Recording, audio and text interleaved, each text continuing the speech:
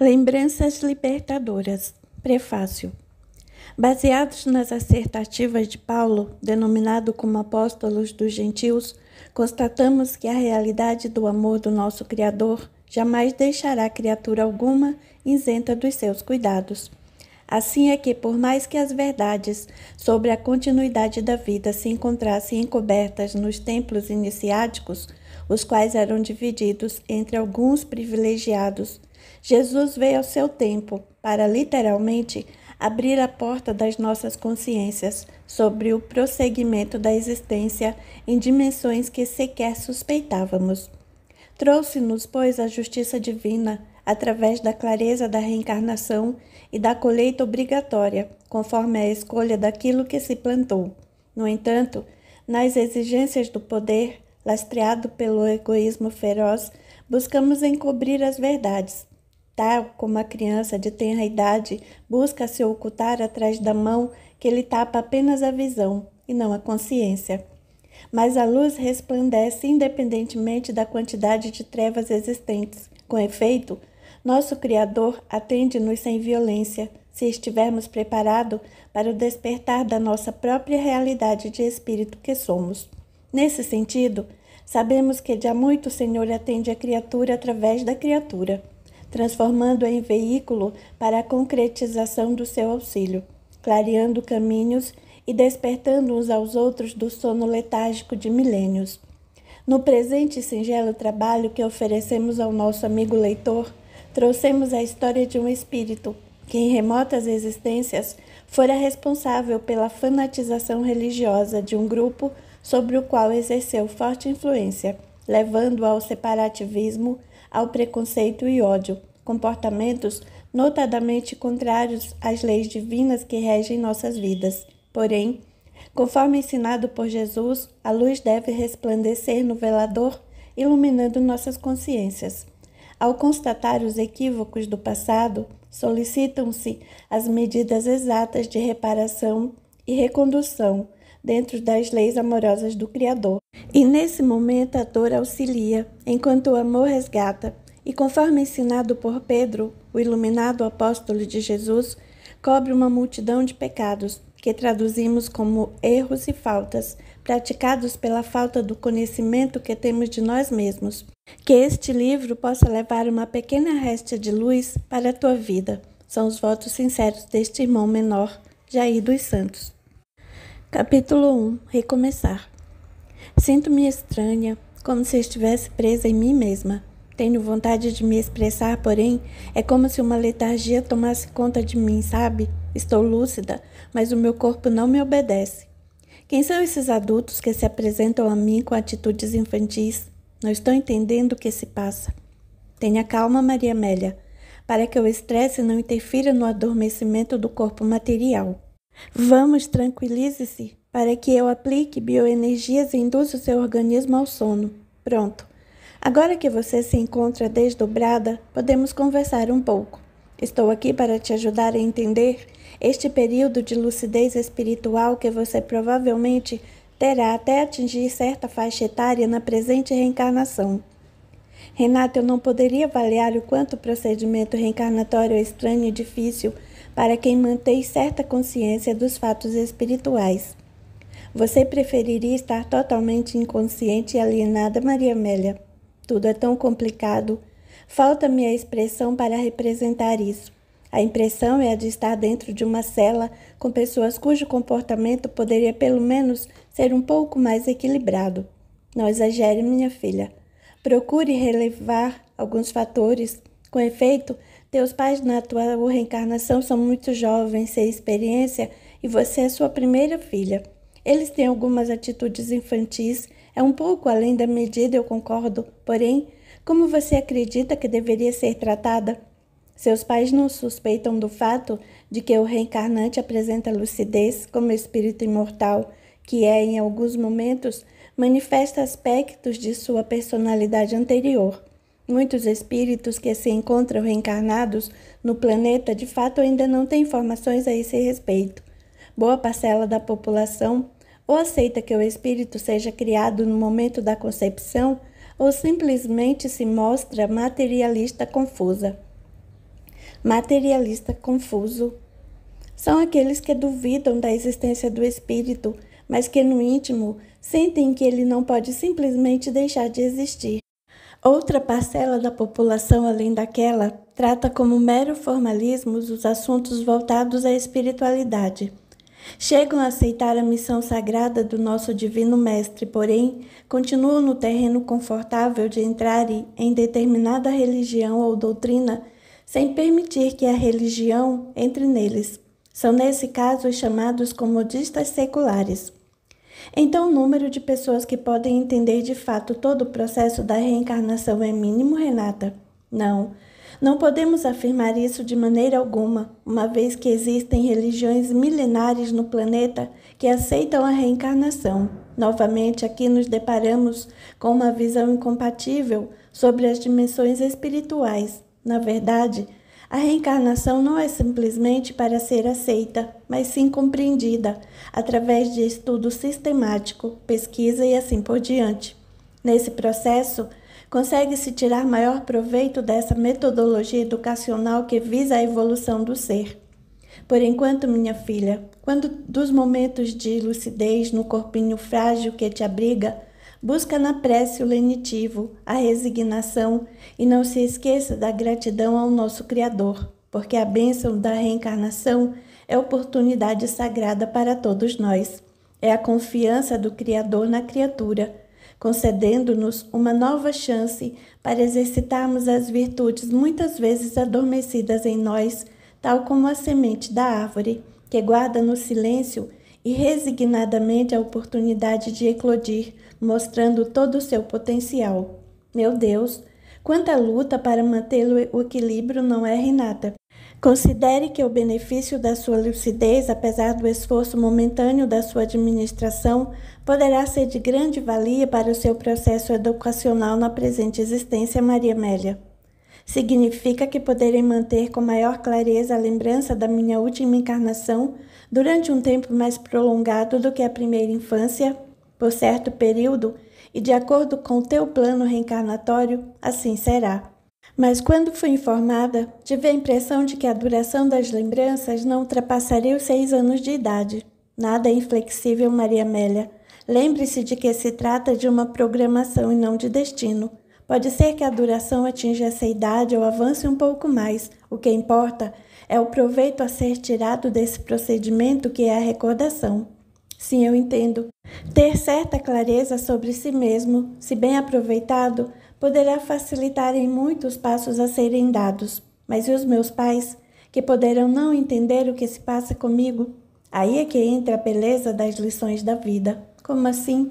Nossa existência não é só para nós mesmos. Somos seres sociáveis, mas a egolatria é o supremo desequilíbrio do ser, o que faz com que acreditemos por vezes estar na condição de exclusividade diante do universo.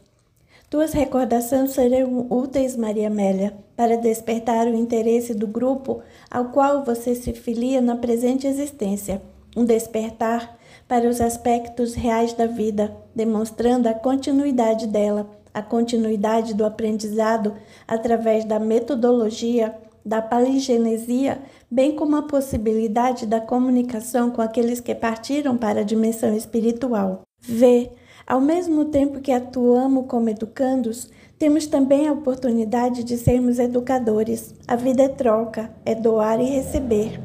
Tranquilize-se então, minha filha, estarei com você, pois o meu compromisso será acompanhá-la na presente existência. Serei verdadeira, Renata. Confesso que vou tentar, porque esse grupo no qual estou no momento parece-me muito estranho. Não, Maria Amélia. Estão apenas mais distantes em experiência. Vocês já estiveram juntos em outras oportunidades, porém num passado remoto. Agora é que você volta com a missão de encaminhá-los para a verdadeira vida. Renata, você deve estar brincando. Não sou missionária e você sabe muito bem disso. Engano seu. Todos nós somos missionários dentro daquilo a que nos propomos, Maria Amélia. A cada um segundo as suas obras. Não é esse o ensino de Jesus? Sim, em todos os sentidos, porque a cada um a missão, ou se preferir, a tarefa que lhe compete, de acordo com as suas possibilidades e compromissos, sendo todas elas de extrema importância para Deus. O Senhor de nossas vidas deposita no simples verme o respeito pela obra que faz, dentro de suas condições, na organização planetária onde se encontra. Tudo evolui no universo, logo, todos somos missionários dentro do quadro evolutivo que nos encontramos. Vamos, minha querida, a experiência está apenas começando. Capítulo 2. 4 anos depois. Quando eu estava na outra casa, minha mãe não era tão brava como você. Como assim outra casa, Maria Amélia? Na minha outra casa, minhas bonecas ficavam espalhadas pelo chão, mas a minha outra mãe não reclamava. Está bem, minha filha. Falamos sobre isso depois. Agora é preciso que você ajude a mamãe e coloque as suas bonecas no armário de brinquedos, está bem? Sim. Algumas horas mais tarde, Jorge, o pai de Maria Amélia, ao retornar do trabalho, foi surpreendido pelas informações da esposa. Novamente, Maria Amélia fez menção à sua mãe anterior, outra casa. Deve ser a imaginação infantil, Regina. Ela está com 4 anos apenas, e isso me parece completamente normal. Comentei sobre isso recentemente com o psicólogo da empresa e ele me confirmou que, às vezes, surgem também questões relacionadas aos amigos imaginários e assim por diante. Acho muito improvável que seja assim no caso de Maria Amélia, Jorge. Ela fala sobre o local onde viveu, apresenta detalhes dos brinquedos que possuía, de vez em quando diz nome de pessoas e descreve a sua casa. Como fico mais tempo com ela, percebo que em determinados momentos sua maneira de me olhar é como a de um adulto. Sinto que a sua relação comigo nesses momentos parece não ser de mãe e filha. Ora, Regina, não diga isso. Você está exagerando. Creio que não esteja, Jorge. Talvez se a levássemos a um psicólogo ou mesmo ao psiquiatra. Não faremos isso. Deixe-me falar com ela. Maria Amélia me parece completamente saudável. Sei de alguns casos semelhantes através dos colegas de escritório e todos foram unânimes em me dizer que depois de certo tempo isso passa. São coisas de criança e nós não temos outra experiência como pais. Não sei. Ela parece não ser tão espontânea quando você está em casa. Isso porque você está dando muita importância ao fato. Vamos aguardar um pouco mais. Pare de adiar as coisas, Jorge. Estou dizendo que a menina pode ter algum desvio, algum problema. Regina, o que você quer que eu faça com uma criança de 4 anos? Uma inquirição? Talvez não fosse má ideia. Está certo. Quer ver como isso não funciona e você está enchendo a cabeça de caraminholas? Vamos até o quarto dela para aproveitar que está distraída com as bonecas, perguntarmos sobre outra casa. Você verá como a sua imaginação está mais fértil do que a da menina. Jorge e Regina entraram, então, no quarto de Maria Amélia, que estava totalmente absorta nos seus brinquedos. Foi Jorge quem tomou a frente do diálogo. Oi, filhinha. Vejo que está brincando de casinha, que bela arrumação. Sim, papai. Estou brincando com a minha amiguinha Carlita, que veio com a tia Renata. Carli o quê? Tia Renata? Sim, papai. Carlita é minha amiga. Tia Renata às vezes a deixa aqui um pouco para brincar comigo. Está bem, filha. Continue brincando então. O casal saiu do quarto da criança calmamente, como se nada estivesse acontecendo. Porém, Regina, assustadiça, comentou. Não lhe disse? Carlita, tia Renata, nunca soube que uma criança normal apresentasse tal fantasia. Ela precisa de um médico. O que disse o pediatra para nós da última vez, Regina? Que Maria Amélia estava muito bem de saúde, que para ele suas fantasias pareciam ser completamente normais. Dentro da faixa etária, não foi? Sim, foi, mas é que, para você ficar mais tranquila, minha querida, iniciaremos pela escola da nossa filha. Vamos marcar uma reunião com a diretora, as professoras e a psicóloga. Quem sabe possamos esclarecer isso tudo.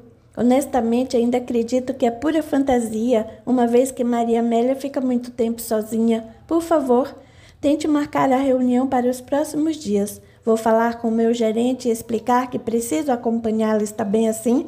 Sinceramente, Jorge, eu preferi uma consulta com o psiquiatra. Sem extremismos, Regina, sem extremismos. Agora vamos colocar Maria Amélia na cama, porque já está ficando tarde. Capítulo 3. Obrigada por nos receber, professora Gertrudes. Senhor Jorge, dona Regina, em que posso lhe ser útil? Bem, nossa filha vem apresentando um comportamento estranho ultimamente. Desculpe, Jorge, já faz certo tempo, interrompeu Regina. Minha esposa acredita firmemente na necessidade de um acompanhamento psicológico ou mesmo psiquiátrico para Maria Amélia. A senhora, como diretora da escola, recebeu alguma observação por parte dos professores ou mesmo da psicóloga? Até o momento, senhor Jorge, não recebi qualquer apontamento que seja digno de nota. Contudo, podemos chamar a psicóloga da escola para verificar se houve alguma ocorrência que eu não esteja sabendo, mais do que se trata objetivamente? Pois bem, Maria Amélia rotineiramente fala de outra vida, de relacionamentos com pessoas estranhas para nós e por vezes sinto como mãe que a maneira dela se portar comigo é completamente diferente de outras crianças que conheço quando se relacionam com seus pais. Entendo. Todavia, dona Regina, precisamos considerar a questão da personalidade. Somos semelhantes, mas não iguais, a senhora concorda? Neste caso não, professora. Não posso crer que outras crianças tenham um comportamento sequer parecido. Contudo, dona Regina, segundo os relatos que tenho em mãos, Maria Amélia é filha única. Logo, por mais experiência que a senhora tenha com crianças na condição de mãe, ela é um pouco limitada. Não podemos nos precipitar, de todo modo, para que possamos oferecer maior conforto para vocês. Vamos falar agora mesmo com a nossa psicóloga. Não demorou para a profissional em questão comparecer à sala de reunião da diretoria. Após os cumprimentos e a breve narrativa em torno das preocupações relatadas pelos pais, a psicóloga apresentou seu parecer.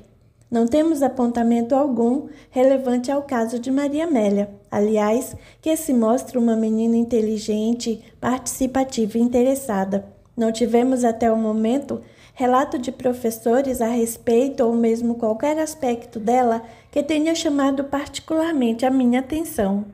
Provavelmente, dona Regina, senhor Jorge, isso ocorre de vez em quando e na intimidade do lar, quando a criança estiver se sentindo mais segura para externar suas fantasias. Fantasias? Não posso deixar todos os acontecimentos em terreno utópico. Minha filha tem atitudes muito estranhas. Eu posso entender que existem muitas crianças para serem atendidas e não seja possível uma observação mais acurada. Regina, por favor. Creio que possamos estar demonstrando excesso de zelo diante da professora e de uma profissional especializada, disse Jorge, buscando conciliar e acalmar os ânimos da esposa. Não considero minha preocupação um excesso, Jorge. Nossa filha pode ter algum problema, eu repito. Dona Regina, como diretora responsável pelo colégio, posso garantir, para tranquilizá-la, que aumentaremos o grau de observação sobre a Maria Amélia. No prazo máximo de 2 semanas, poderemos nos reunir novamente ou antes, se for necessário, caso surja alguma ocorrência de relativa importância. Está bem, professora. Agradecemos o tempo que vocês nos dedicaram e ficaremos aguardando notícias. Não há de quê, senhor Jorge. Esse é o nosso trabalho, passar bem. Assim que o casal saiu da sala da diretoria, Regina disparou. Jorge, estou inconformada. Você ficou contemporizando quando deveria ter me apoiado abertamente. Parece que está com medo que pense em algo a nosso respeito. Não se trata de receio, Regina. Simplesmente não pactuo da opinião de que Maria Amélia tem algum desvio ou enfermidade. Você não viu com seus próprios olhos o que aconteceu? Ela não falou sobre a criança e a tia Renata? Está bem, eu vi. E ainda não estou convencido de que não seja pura imaginação infantil. Você segura muito essa menina. É casa, escola, casa, nada mais. A criança não pode sair 1 minuto da sua vista. Você quer me acusar de algo? De ser a mãe zelosa que eu sou? De maneira alguma. Só acho que é tudo uma questão de exagero. Ora, Jorge, faça-me o favor. Certo. Está bem. Em todo caso, eu tenho um colega na minha repartição que é espírita. Vou falar com ele a esse respeito. Vai que o sujeito sabe de alguma coisa desse negócio de outras vidas. Espírita? Jorge, você enlouqueceu. Acho que Maria Amélia tinha quem puxar. Quem deve estar precisando de psiquiatra talvez seja você. Só me faltava essa agora, me envolver com essas coisas. Acorde, meu querido, porque não vou submeter a minha filha a qualquer procedimento doentio dessa natureza. Essa é boa. Está bem, Regina, mas você não pode me impedir de falar com ele. Independente da tua opinião, não custa nada perguntar. Fique tranquila. Estou tentando, Jorge. Eu juro que estou tentando. Capítulo 4. Regina, nos últimos 3 dias, Maria Amélia apresentou mais algum quadro com situações relativas às coisas do passado? Não, Jorge. Desde a reunião com a diretora e a psicóloga da escola, nada aconteceu. Por quê? Hoje, durante o horário do meu almoço, tive oportunidade de conversar com aquele colega meu espírita. Não acredito que você deu continuidade nessa história. Afinal, você quer ajudar nossa filha ou arranjar mais confusão? Você está sendo precipitada nas conclusões, Regina. Eu nem comecei a contar o que o meu colega Júlio me informou e você já vem com pedras na mão. É que eu sempre fui avessa a essa doutrina. Minha família toda é católica e fui educada na igreja, sendo informada pelos meus pais de que eu jamais deveria me envolver com esse tal espiritismo. Pois saiba que o Júlio me deu certos detalhes disso que vem ocorrendo com Maria Amélia. Mesmo sem conhecê-la, informou-me que vários casos semelhantes já foram analisados por gente muito séria e competente. Há resultados interessantes dessas análises.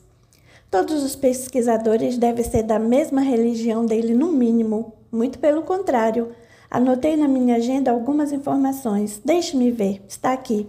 O Júlio iniciou-me falando sobre um cientista e professor de psiquiatria da Universidade da Virgínia, nos Estados Unidos, chamado Ian Stevenson, considerando um dos mais importantes pesquisadores na temática das experiências reencarnacionistas. Indicou-me um dos seus livros que vou procurar ler, intitulado 20 Casos Sugestivos de Reencarnação.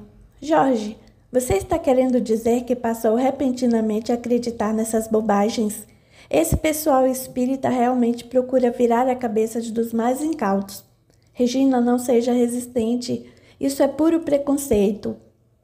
Júlio é uma pessoa séria, um excelente profissional e sempre se mostra pronto para auxiliar. Você está julgando, ou melhor, condenando, sem sequer ouvir as informações prestadas por ele. Muito bem. Fale logo o que seu novo amiguinho lhe disse a respeito da nossa filha.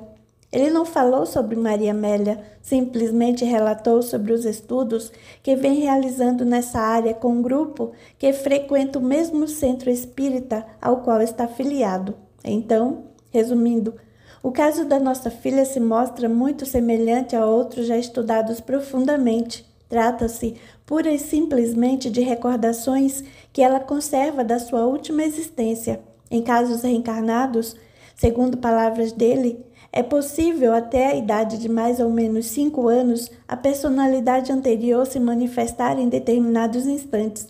Isso tende a diminuir gradativamente com o passar do tempo, à medida que a organização fisiológica vai exigindo mais do espírito reencarnante. Contudo, existem registros apontando o fato de que, em algumas pessoas, essas recordações se estendem além dessa faixa etária. Meu Deus, quanta imaginação, não, Jorge? Não posso crer que alguns cientistas se envolvam em assuntos dessa natureza, colocando em risco sua credibilidade e prestígio, se tudo não passasse de pura fantasia. Em vez disso, tendo a acreditar que possamos estar diante de um quadro parecido e que as manifestações da Maria Amélia são fruto de suas recordações. Nada que um bom psiquiatra não possa resolver, Jorge. Falei com Júlio a esse respeito também. Obviamente, ele me orientou a procurar assistência espiritual, não dispensando o tratamento médico se necessário. Disse conhecer psicólogos e psiquiatras que são espíritas e que poderiam nos orientar a lidar com Maria Amélia, caso sejam apenas recordações, por vezes típicas do reencarnante. Que coisa, Jorge! Júlio realmente é convincente, não? Noto pela terminologia que você está usando. Bem, essa não é a primeira vez que falei com ele. Às vezes, depois do almoço, alguns colegas se reúnem para conversar um pouco e sempre buscam ouvir do Júlio informações relativas aos estudos que faz sobre o Espiritismo. Eu não gostaria de iniciar um tratamento em Maria Amélia sem antes ter certeza do que poderíamos encontrar pela frente. Não vejo os desequilíbrios que você aponta nela e, conforme a diretora e a própria psicóloga da escola informaram, elas também não observaram nada irregular na menina. Ora, Jorge, você quer que uma profissional que atende inúmeras crianças possa ter uma opinião decisiva sobre Maria Amélia? Só não quero exagerar na dose, Regina. Não precisamos dar um tiro de canhão para matar uma formiga. Sejamos sensatos. Agora você exagerou. Está insinuando que sou insensata em relação ao problema da minha filha? Nossa filha, Regina. Não estou insinuando nada. Entendo as suas preocupações, porém não vejo nada de relevante em Maria Amélia, nada que a leve a ser tratada como uma desequilibrada. E a história da Carlita e da tia Regina, Jorge? Você também falou com seu amigo a respeito? O que foi que ele disse, o sabichão? Não fale assim dele, Regina. O Júlio só me esclareceu porque fui procurá-lo. Aliás, iniciei exatamente com esse episódio da Carlita que nós presenciamos. Sim, daí...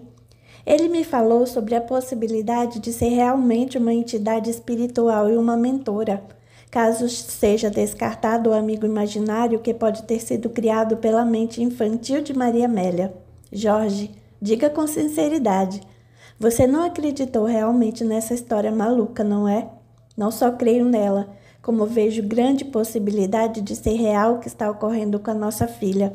Apesar de respeitar a tua opinião, já que você insiste em levar a menina a um especialista, que ele tenha embasamento em algum conhecimento espiritualista. Não vamos submeter Maria Amélia à terapia medicamentosa, sem antes tentar entender o que de fato está ocorrendo. Penso que precisamos conhecer um pouco mais para que as nossas decisões sejam as mais acertadas. Está certo, Jorge. Concordo pelo bem dela. Mas se tudo isso não passar de uma simples fantasia, faremos do meu jeito. Capítulo 5. Passado certo tempo. Após 3 meses de terapia de Maria Amélia, pude fazer observações importantes. Sendo objetivo, não vejo motivos para preocupações em relação ao estado psicológico da sua filha, quer dizer, Dr. Fabiano, que a sua filha se encontra na fase pura e simples de recordação e de manifestação da sua personalidade anterior, Regina. Já estou habituado a atender crianças que apresentam condições semelhantes. Nas minhas observações, especificamente relacionadas à sua filha, consegui reunir informações sobre a localização da sua última moradia e, supostamente, também o nome dos seus pais na existência anterior. Isso tudo não poderia ser fruto de uma fantasia ou um desvio qualquer de personalidade? Não, com absoluta certeza. Realmente as informações iniciais prestadas pelo Júlio a vocês procedem totalmente. Sou adepto e trabalho com a psicoterapia transpessoal há mais de 5 anos. Posso lhe garantir que o caso da sua menina é dos mais comuns e simples que atendo. Logo nas primeiras consultas, pude observar a tranquilidade com a qual Maria Amélia apresenta os quadros relativos à existência passada. Parece-me ser ela um espírito relativamente equilibrado, apesar das provas que possa ter experienciado, aceitando bem a presente existência dentro do que possamos achar possível, estando em um planeta cuja condição dos espíritos aqui reencarnados é a de expiação e provas. Desculpe, mas o Senhor se declarou espírita, não poderia a religião estar influenciando a tua análise? Regina, por favor, disse Jorge embaraçado. Não, Regina. Antes de qualquer expressão religiosa, falo como doutor em psicologia e pesquisador, quanto mais das recordações reencarnatórias. O Senhor me perdoe, doutor, mas não estou convencida de que a minha filha esteja no seu juízo perfeito. Sei que me encontro diante de uma criança que está com quase 5 anos, mas temo pelo seu futuro. O que poderá ser dessa menina? Posso garantir a você que Maria Amélia se desenvolverá dentro dos padrões normais de equilíbrio mental, podendo sim continuar por um período mais extenso as suas recordações reencarnatórias, não sendo isso um problema de maior gravidade. Sugiro-lhes, antes de qualquer medida drástica a ser tomada, a busca do conhecimento para casos semelhantes. O que existe de fato, Regina, é muita falta de informação básica. Isso não estaria ligado às condições de simples crenças espíritas, doutor? Bem, o ponto central a ser tratado, na minha avaliação, não são os aspectos doutrinários ou religiosos. Todavia, o adepto do espiritismo que vive sob a condição de crença cega, assim o é porque não se motivou ao estudo, à pesquisa e à meditação sobre a realidade da vida e suas implicações. Espiritismo não é mera questão de crença, é questão de conhecimento. Nós, seres humanos, por vivermos no comodismo da crença, costumamos nos acomodar na confortável condição do desenvolvimento de nós mesmos, perdendo a sagrada oportunidade da existência no planeta, praticamente repetindo reencarnações e fazendo assim por opção uma evolução lenta. Claro que não posso generalizar, porque existem muitos casos que estão fora desse círculo vicioso de nascimento e morte do corpo físico, sem que os valores reais do espírito sejam exercitados. Desculpe-me se o ofendi, doutor. De maneira alguma, você não me ofendeu. Separo muito bem as questões referentes à minha adesão ao espiritismo na terapia que aplico. Só não posso aceitar dentro do meu campo de atividade que o espírito seja ignorado e tudo que observamos não passe de pura e simples manifestação cerebral, uma questão química coordenando a vida, nossos sentimentos, emoções e assim por diante.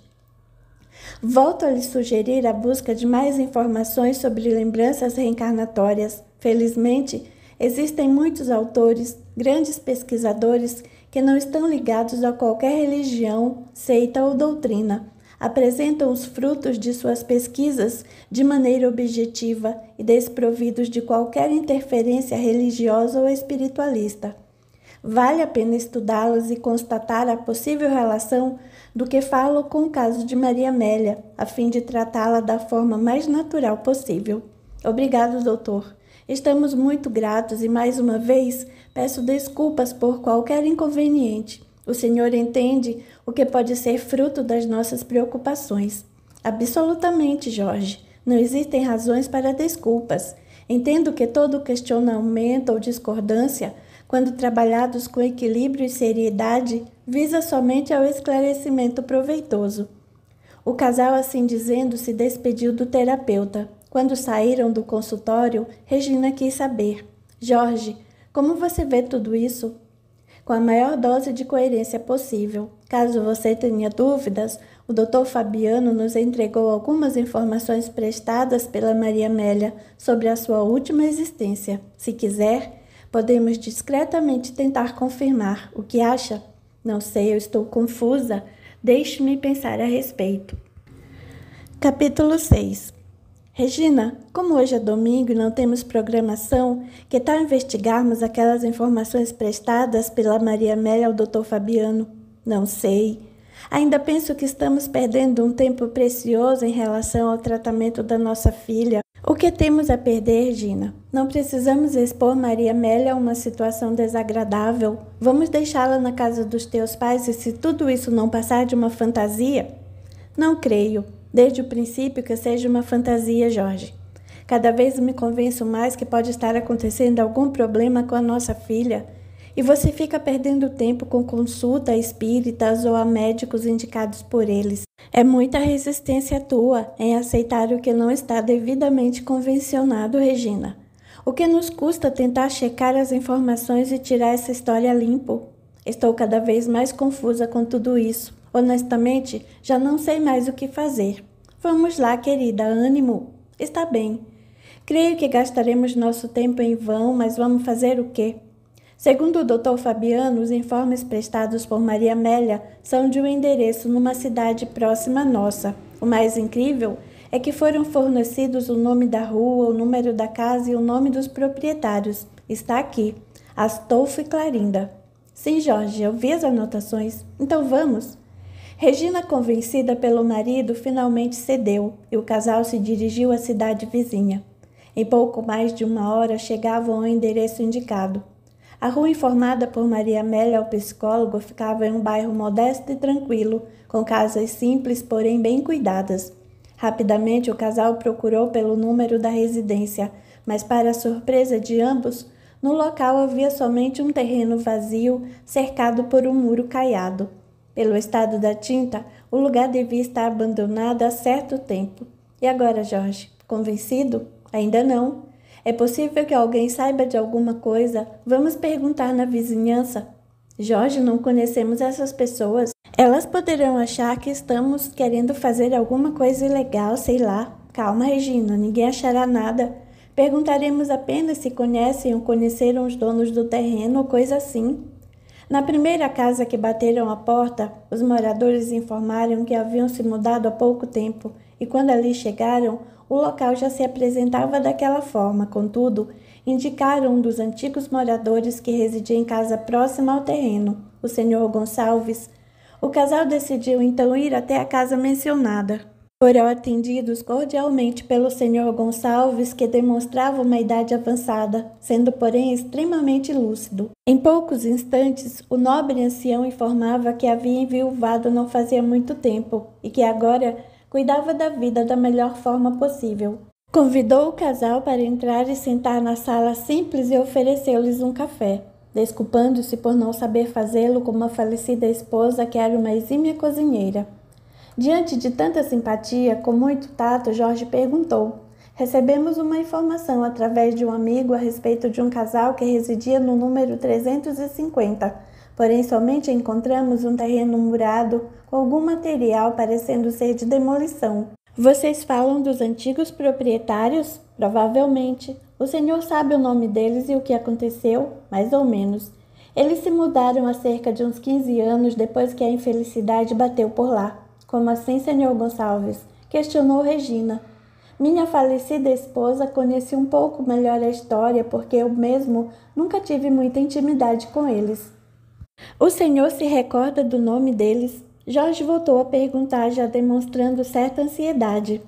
Se não me falha a memória, chamavam-se Astolfo e Clarinda. Regina ficou boquiaberta enquanto Jorge se engasgava com o café. Desculpe perguntar, mas por que o interesse? Estamos somente buscando essas informações, senhor Gonçalves, para localizá-los. Trata-se do pedido de um parente deles que é muito conhecido nosso. Entendo. O senhor sabe o que lhe aconteceu? Estávamos viajando quando tudo aconteceu. Quando retornamos, fomos informados pelos vizinhos do ocorrido. Soubemos que a filha deles, que foi uma menina doente desde quando nasceu, havia sido internada com pneumonia e não resistiu muito tempo, vindo a falecer. Era muito fraquinha aquela criança. E depois, senhor Gonçalves? Perguntou Regina. Dona, depois desse acontecido, eles se mudaram e nunca mais apareceram por essas bandas. Soube que venderam o terreno para uma empresa que construiria umas casas populares porque o espaço é grande, mas a construtora acabou falindo e a coisa ficou do jeito que está aí, tudo abandonado. O senhor por acaso lembra-se do nome da garota, senhor Gonçalves? Se não me engano, era Maria Amélia. Desta vez, para o espanto do meigo ancião, Regina, que segurava o café, deixou cair a xícara, tamanha sua surpresa. Dona Senhora está bem? Sim, senhor Gonçalves, desculpe o mau jeito. Jorge, querendo amenizar o acontecimento, disse: minha esposa às vezes é um pouco distraída, não é, querida? Sim, é verdade. Às vezes estou tão concentrada em certo assunto que não percebo que estou segurando alguma coisa. Perdão, se volto a insistir no assunto, senhor. O senhor tem mais alguma informação a respeito do casal? Nada. Como disse, nunca mais ninguém soube deles. Bem, eu e Regina somos muito gratos pelo seu tempo e o café, senhor Gonçalves. Desculpe se o incomodamos no domingo, que é um dia de descanso. Incômodo nenhum. Foi um prazer recebê-los. Pena que não conheço mais detalhes para vocês levarem ao parente deles. O casal despediu-se do simpático anfitrião. Ao se afastarem do local, Regina, ainda sob forte impacto, disse: Deus do céu, Jorge. O nome que escolhemos e batizamos nossa filha é o mesmo, que coincidência.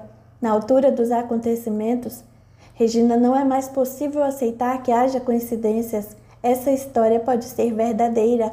Vou pensar como confirmar tudo isso. Capítulo 7. Jorge, como foi seu dia?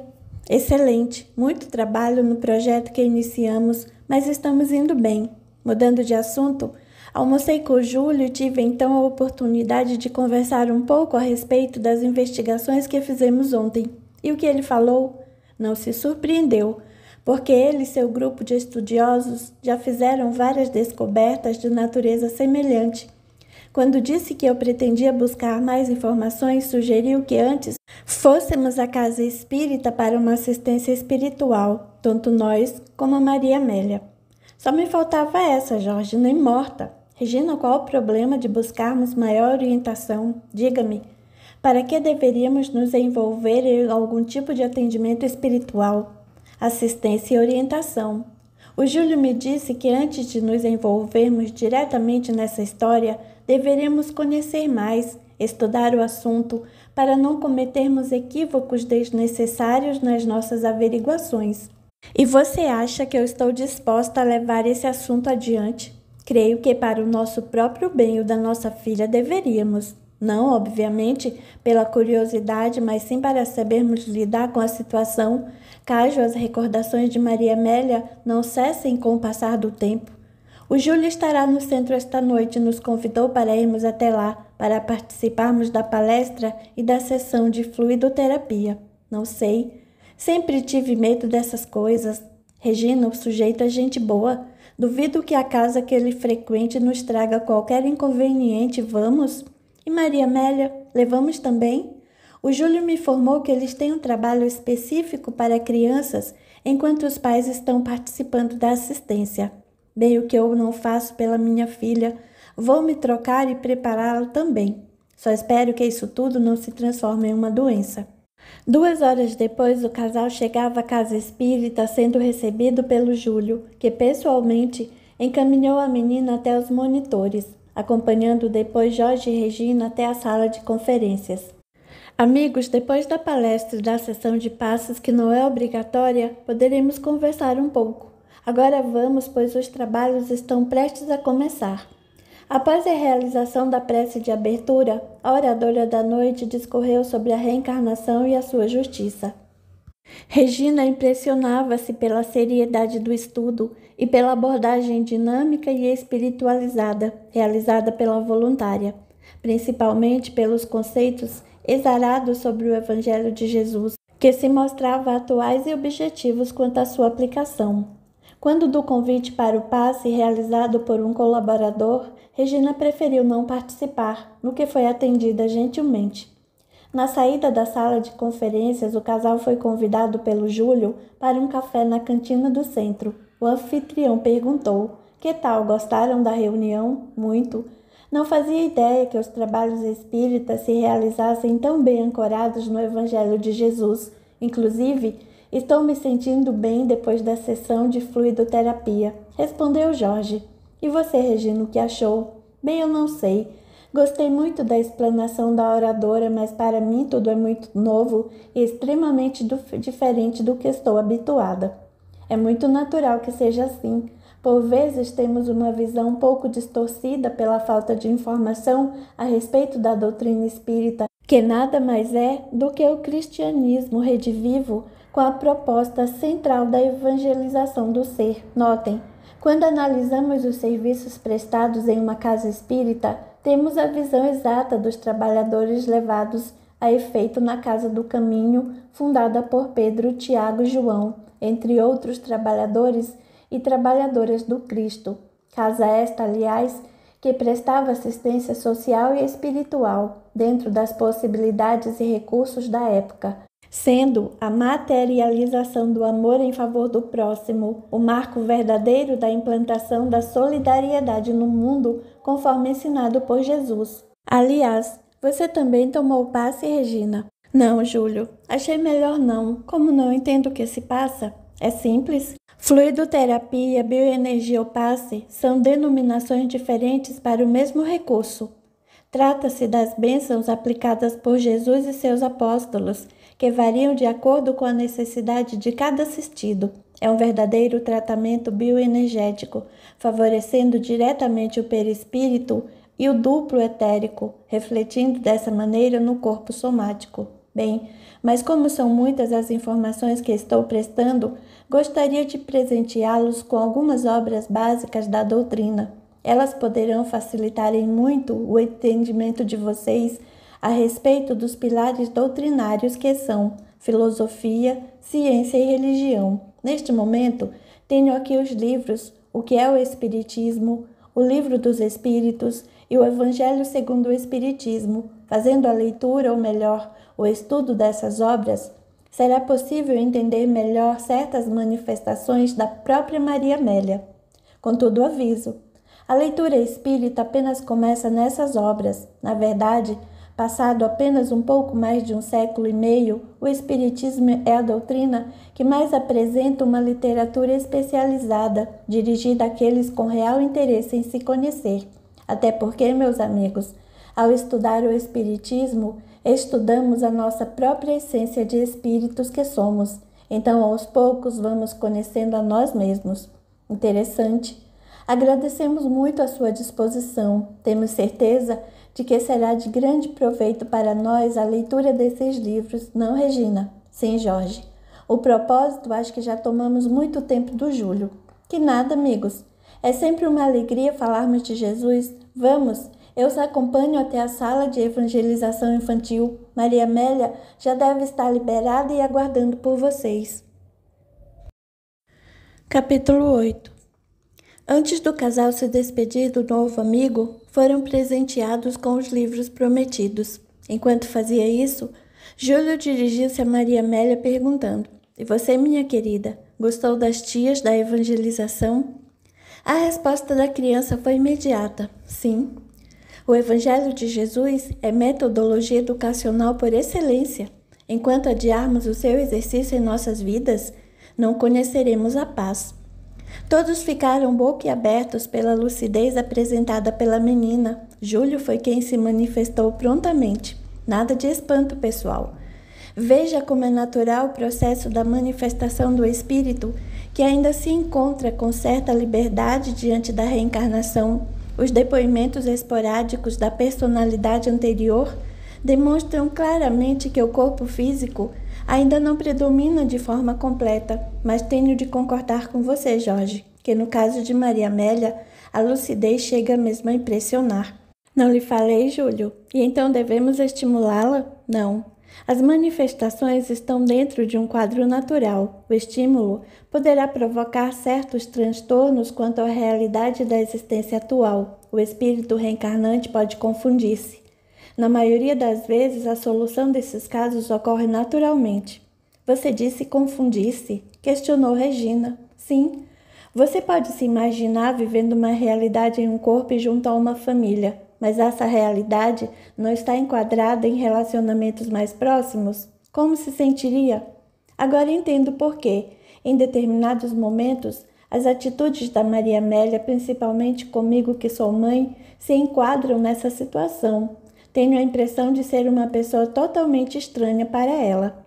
Eu diria para você não se preocupar, mas sim continuar a envolvê-la cada vez mais com o seu carinho, sem que isso degenere para excessos prejudiciais. Maria Amélia, como espírito imortal que é, precisa aprender a ampliar as questões relacionadas ao amor, alterando possíveis quadros egóicos.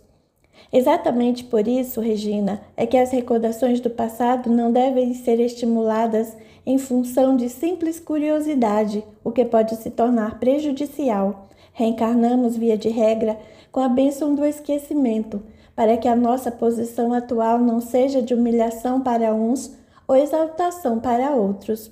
Como assim, Júlio? Como você se sentiria caso descobrisse que em existência passada foi a algoz da tua filha, por exemplo, e se reencarnássemos em uma posição social mais simples, quando podemos desfrutar da riqueza na reencarnação precedente? Note que eu usei aqui exemplos um tanto extremados, mas nem por isso menos verdadeiros. A existência atual oferece a todos nós a sagrada oportunidade de renovar-nos integralmente dentro das nossas possibilidades evolutivas. O passado é alicerce, o futuro é subjetivo. Então, o grande investimento deverá ser no presente, garantindo dessa maneira um futuro melhor. Vale lembrar que não descartamos o fator da previdência, sem que para isso nos escravizemos no apego às coisas da matéria, crendo falsamente que ficaremos neste corpo para sempre. Você tem razão, Júlio. A vida não é só ganhar, ganhar. É também dividir, Jorge. Se não fôssemos tão indiferentes, o mundo não apresentaria tantos quadros infelizes como guerras, fome, miséria e assim por diante. Neste instante, a conversa foi interrompida por Maria Amélia, que disse: Mamãe, estou com sono. Então vamos para casa, minha querida. Dê um beijo no tio Júlio, está bem? A garotinha atendeu ao pedido materno, surpreendendo a todos novamente. Quando se despedindo, disse ao anfitrião: Fique na paz do nosso Senhor. Capítulo 9. Mamãe, mamãe, me ajude. Não consigo respirar. Filha, acorde, o que foi, meu bem? Jorge, por favor, traga um copo com água. Nossa Maria Amélia está ensopada de suor. O que será isso? Calma, Regina. Pode ter sido apenas um pesadelo. Deixe-me apanhar a água. Ela está com febre? Não parece. Por favor, aproveite e pegue o termômetro. Minutos depois, nada. A temperatura está normal. Não falei, Regina? Foi apenas um pesadelo. Vamos voltar para a cama. São 2 horas da manhã. Amanhã o dia vai ser cheio. O resto da noite transcorreu normalmente. Pela manhã, Jorge foi para o seu trabalho e Regina encarregou-se de levar Maria Amélia para a escola e dos afazeres do dia. Próximo do término do expediente, Jorge recebeu uma ligação da esposa. Querido, as notícias não são boas. O que aconteceu? Você e Maria Amélia estão bem? Mais ou menos. Fui buscar nossa filha na escola e, para surpresa minha, a diretora me chamou e relatou os problemas ocorridos nesta madrugada. Como assim? As crianças estavam na hora do descanso da tarde e Maria Amélia teve o mesmo pesadelo. Quando despertada, suava em bicas. A diretora sugeriu que levássemos nossa filha ao médico. Eu já marquei a consulta. Fez bem, Regina. Quando é a consulta? Amanhã às 8 horas. Antes do meu expediente, irei com você. A noite reservaria mais preocupações para o jovem casal. Maria Amélia apresenta a mesma crise por 2 vezes praticamente seguidas. Assim, mesmo antes das 8 da manhã, o casal estava a postos no consultório do pediatra. O facultativo, que possuiu o hábito de chegar um pouco mais cedo, atendeu-os imediatamente. Feitos os primeiros procedimentos, o médico vaticinou: Maria Amélia não apresenta qualquer problema de saúde. Seus pulmões estão na mais perfeita ordem, bem como as vias respiratórias. Mas, doutor, e esse abatimento em que ela está? Questionou Regina. Sua filha encontra-se um pouco cansada pela interrupção do sono regular, somente isso. Bem, em todo caso, vou solicitar alguns exames complementares, principalmente de sangue, para excluirmos qualquer possibilidade em contrário. Está bem assim? Sim, está perfeito. Meu Deus, mas essa agora. Calma, Regina. Veja, o doutor Adalberto já nos informou que Maria Amélia está bem. Não é motivo para preocupações, dona Regina, fique tranquila e não suspenda as atividades da menina. Aqui está o pedido para os exames. O casal acertou os detalhes e, agradecido, se despediu do médico. Viu, Regina, como não devemos nos precipitar? Jorge, você já foi pai antes? Qual é a nossa experiência? Será que esses pesadelos de Maria Amélia não têm relação com aquele passes espírita? Foi depois que fomos ao centro que o problema começou. Regina, agora você está exagerando. É muita criatividade. Sei lá, mas que é estranho isso é. Minha querida, nós passamos pela assistência fluidoterápica, que, ao contrário do que você está dizendo, traz enormes benefícios para o assistido, dadas as altas doses magnéticas que recebemos e que acabam refletindo diretamente em nossa saúde física. Nossa, vejo que o Júlio realmente está fazendo sua cabeça. Ele é muito convincente. Onde você aprendeu tudo isso? Prestando atenção na palestra, aliás, na mesma em que você estava. Não me recordo de ter ouvido detalhes tão técnicos. Desculpe, mas a atenção é uma das coisas que eu procuro exercitar com muita regularidade. Ora, Jorge, apesar de tantas coisas que eu tenho para me preocupar, você não deixa de fazer suas observações. Não quis ser rude. Júlio de fato conversou comigo, informando apenas que a palestra tem maior importância do ponto de vista da nossa evolução do que necessariamente a fluidoterapia. Fluidoterapia, segundo ele informou, é terapia, porém a palestra evangélica é medicina preventiva pura, para não ficarmos ou continuarmos doentes. Jorge, isso é um blá blá blá espírita. Discordo frontalmente de você. Isso não é espiritismo apenas, isso é evangelho puro, pelo que estou lendo nas obras que o Júlio nos presenteou. Você deveria procurar pelo menos ler alguma coisa. E eu tenho tempo. Estou o dia todo ocupada com a casa, com Maria Amélia. Sem crítica, Regina, mas tempo é algo que está sob a nossa administração, logo. Quem pede desculpas agora sou eu, Jorge. Não quero mais falar sobre esse assunto. Capítulo 10. Júlio, bom dia. Bom dia, Jorge. Como estão as coisas? Bem, ou melhor, mais ou menos. O que aconteceu, meu amigo? Desculpe ligar tão cedo, mas é que Maria Amélia tem apresentado alguns problemas. Estamos muito preocupados. Já procuramos assistência médica e o quadro de saúde da criança aparentemente está normal. Vou resumir os últimos episódios. Encerrada a síntese dos acontecimentos, o amigo espírita esclareceu. Levamos o nome de Maria Amélia para a consulta espiritual especializada e a mensagem que veio em resposta, até certo ponto, é tranquilizadora. O que dizia Júlio? Que a reencarnação de Maria Amélia se deu em período relativamente curto, se compararmos com a média. Está aí um dos fatores significativos para as recordações mais acentuadas da sua última existência. Desse modo, os motivos desse pequeno desequilíbrio que ela vem apresentando podem estar relacionados a um desencarne traumático. Pode ser superado? Na maioria dos casos, eu diria que sim. Para isso, foi recomendada a assistência fluidoterápica para sua filha. Vale também para você e a Regina, complementando um quadro assistencial de fortalecimento para todos. Posso fazer uma sugestão? Sim, claro. Seria interessante a implantação do culto do Evangelho no lar em paralelo, e isso no menor prazo possível. Para esse problema, Júlio, não apenas. O Evangelho no lar é a reunião das mais importantes para o estudo. A união familiar é, acima de qualquer coisa, o ponto referencial, estímulo e suporte para os desafios da nossa reformulação íntima, além, é claro, de promover as alterações vibratórias no ambiente através da modificação dos nossos pensamentos, influenciando diretamente o quadro mental vigente.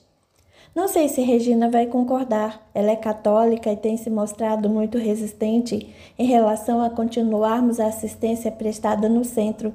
Está fazendo associações sobre as últimas ocorrências com Maria Amélia, pelo fato de estarmos envolvidos com atividades espíritas. Entendo, Jorge. Porém, o Evangelho no lar é prática de todos os cristãos, conforme já tivemos oportunidade de falar rapidamente a esse respeito. Sim, me recordo. É que temos conversado com tanta regularidade que, às vezes, certas informações passam despercebidas. Mas voltando ao assunto, Júlio, essas ocorrências com Maria Amélia poderiam desencadear alguma alteração no futuro? A possibilidade é remota, porém não é descartada. Existem alguns casos em que o espírito pode vivenciar como reflexos certos traumas do passado na sua presente reencarnação. Você pode me dar algum exemplo? Vou lhe indicar algumas obras da doutora Edith Fiore. Trata-se de uma americana, PhD em psicologia, que iniciou suas pesquisas com hipnose e tornou-se uma especialista em TVP, terapia de vidas passadas. Você entende que Maria Amélia, se não tratada convenientemente, poderá ser afetada na sua presente existência, Júlio? Nada de pânico, Jorge. Conforme nossas conversas anteriores, isso poderá ser superado, porém, caso não ocorra, sugiro que seja consultado um especialista. Levamos a menina ao Dr. Fabiano e aparentemente o quadro se mostra normal. Sim, Mas as coisas mudam, não? A vida não é estanque. Somos espíritos e a dinâmica é faculdade intrínseca em nós. Hoje estamos de uma maneira, mas dependendo do que nos afeta, dado que a nossa evolução ainda é um tanto incipiente, podemos sofrer alterações para melhor ou para pior, conforme o nosso posicionamento diante do que nos acontece.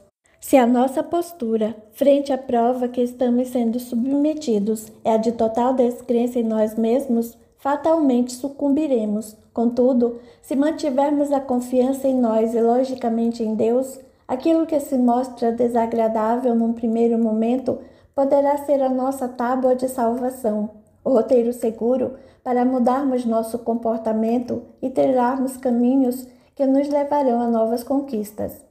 Quais as consequências diretas no caso de Maria Amélia Júlio?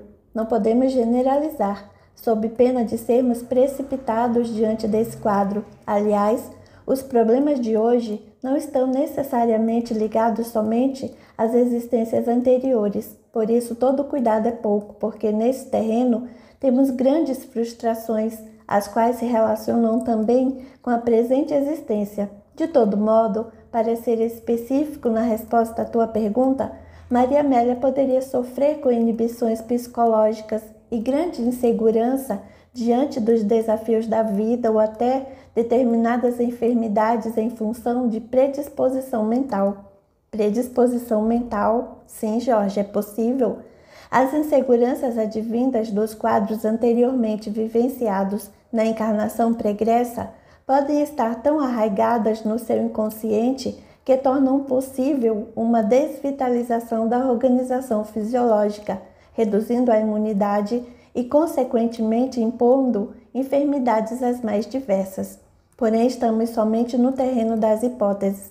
Volto a insistir na terapia espírita, além do retorno ao consultório do Dr. Fabiano, que poderá auxiliar e esclarecer adequadamente, porque eu não sou especialista nessa área, como você bem sabe. Entendo bem, Júlio. Preocupa-me a resistência de Regina aos procedimentos que entendo serem adequados. Jorge, colocarei o nome de vocês para uma assistência espiritual à distância. Os mentores irão trabalhando enquanto você se esclarece melhor sobre o assunto e, quem sabe, em breve, possa contar com a participação da Regina na terapia em favor de Maria Amélia. Certo? Obrigado, meu amigo, e desculpe tomar tanto seu tempo. Absolutamente.